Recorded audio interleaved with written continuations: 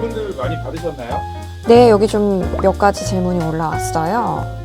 일단 거 하나 질문이 나와 있네요. 재건축 재개발이 왜 이렇게 오래 걸리나요? 이런 질문이 들어왔습니다. 되게 중요한 질문이죠. 재건축 그리고 재개발 전반적인 과정을 좀 설명을 드리는 게 좋겠다. 요지부동 플러스. 가장 크게 세 가지 덩어리로 좀 구분을 할 수 있을 것 같아요. 계획 단계, 첫 번째, 그리고 시행 단계, 그리고 완료 단계. 계획 단계는 정비 사업을 추진할 지역, 구역들을 좀 확정하고 어떻게 지을 것이다 라는 내용을 좀 담는 단계예요. 그리고 두 번째 시행 단계는 그 계획에 따라서 실제로 사업을 추진하는 단계이고요. 세 번째 완료 단계는 이제 아파트가 딱 완성이 되죠. 물리적인 건축물이 완공되는 것. 그리고 그 건축물에 대한 소유권을 정리하는 단계라고 볼 수 있습니다. 자세하게 살펴보겠습니다.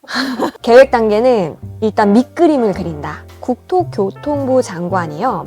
10년마다 주택 정책 방향과 맞는 이 정비사업 구역 계획에 대한 사업 내용을 좀 설정을 해요. 어떤 사업을 할 것인가에 대한 기본 계획이 수립이 되면 정비사업 계획이 이제 그 뒤에 이어서 나오는 거거든요. 이 계획을 바탕으로 사업 내용이 이루어지는 것이다. 재건축 사업 같은 경우는요, 정비 계획을 입안시키려면 안전진단 통과해야 되는데 이 안전진단이 패스트트랙법이 통과하면서 안전진단을 통과하지 않더라도 정비계획이 위반될 수 있게끔 빨리 사업을 좀 추진할 수 있는 방향으로 조정이 되었습니다. 시행 단계가 사실은 이제 본격적으로 우리가 알고 있는 지금 단어들이 등장하기 시작합니다. 추진위원회, 조합설립인가, 사업시행인가, 그리고 관리처분인가 라는 쭉쭉쭉쭉 단계들이 이제 진도가 쭉 나가게 되는데요.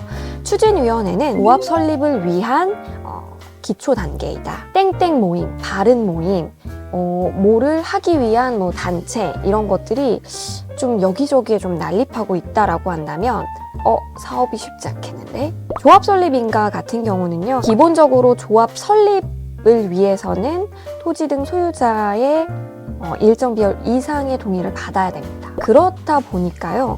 동의를 받다가 조합 설립이 좀 무산되는 경우도 있고요. 좀 지지부진한 경우가 덜어 있는데 대개는 좀 재개발 구역에서 이런 현상이 빚어집니다. 왜냐하면 다양한 주택 유형들이 많고요. 그리고 소득 수준도 상당히 다양하기 때문에 사업을 추진하고 싶은 사람, 그렇지 않은 사람들이 굉장히 많은 케이스가 좀 대립하게 되는 10년 이상 걸린 데도 있어요. 여기서 조합원의 자격에 대해서 궁금하신 분들이 계실 텐데요. 재개발은 동의 여부와 관계없이 조합 설립인가 후에 모두가 조합원의 지위를 얻게 되지만 재건축에서는 동의한 사람만 조합원의 지위를 얻게 됩니다. 조합 설립이 되면 시공사를 선정을 할 수가 있거든요. 시공사 선정이 중요한 이유는 어찌됐건 돈줄이 좀 필요하다.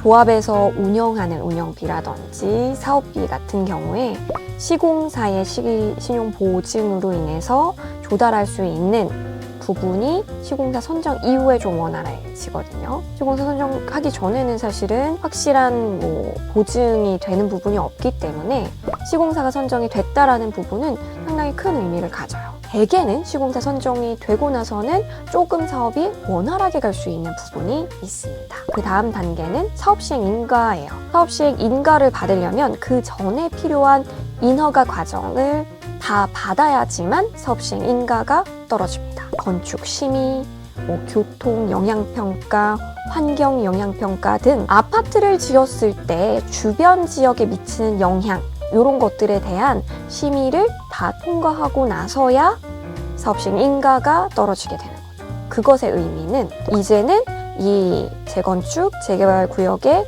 모든 이제 계획이 확정이 됐구나 이렇게 생각을 하셔도 괜찮을 것 같습니다. 사업시행 인가를 받게 되면요. 감정평가를 받고 분양 신청을 받습니다. 그러면 이제 관리처분 계획 인가 단계로 넘어가게 되는데요. 내 종전의 자산 가치가 얼마인가, 그리고 조합원들의 분양 신청의 내용을 보니 대형 평수를 많이 신청했네 라는 구체적인 계획이 확정되는 시기가 바로 관리처분 인가 시점이라고 볼 수 있겠습니다. 그래서 대략적인 이제 분담금, 실질적인 분담금이 관리처분 인가 시점에서 나오게 돼요. 줄 뻔했어요. 관리처분 인가까지 나게 되면요, 이주를 시작하게 됩니다. 이사하는 거예요. 사업 지역에 이 세입자들 혹은 집주인들이 다 이사를 나가게 되고, 이주가 끝나면 철거, 그리고 착공, 준공의 단계가 이제 순차적으로 일어나게 되는 거죠. 이 시점이 완료 단계의 시점, 후반부의 시점이다라고 정해 볼 수 있겠습니다. 서울시 지역에서 조합 설립 인가를 받고 나서 준공까지 어느 정도 걸리나 평균적으로 좀 제가 계산을 해봤는데 10년에서 최대 15년 정도. 네. 근데 이거는 평균적인 수치이지 뭐 법적인 분쟁이 있거나 어떤 비리에 연루돼서 또 소송 문제가 겹쳐질 경우 이런 것들이 더해지면 그 기간은 아무도 장담을 하지 못한다. 그래서 이런 얘기를 좀 한 적이 있어요. 저희 그 동료와. 재개발 사업, 재건축 사업은 입관이냐, 내가 죽냐, 입주냐. 사실 진짜 그렇게 표현할 만큼 사업 단계가 굉장히 오래 걸린다. 그래서 긴 호흡으로 투자를 해야 된다. 그래서 재개발, 재건축 같은 경우는요, 내가 뭔가 투자의 영광, 투자의 과실을 얻기 위해서 투자하시기보다는 나의 자녀를 보고 투자하시는 경우가 많아요. 요지부동 클래스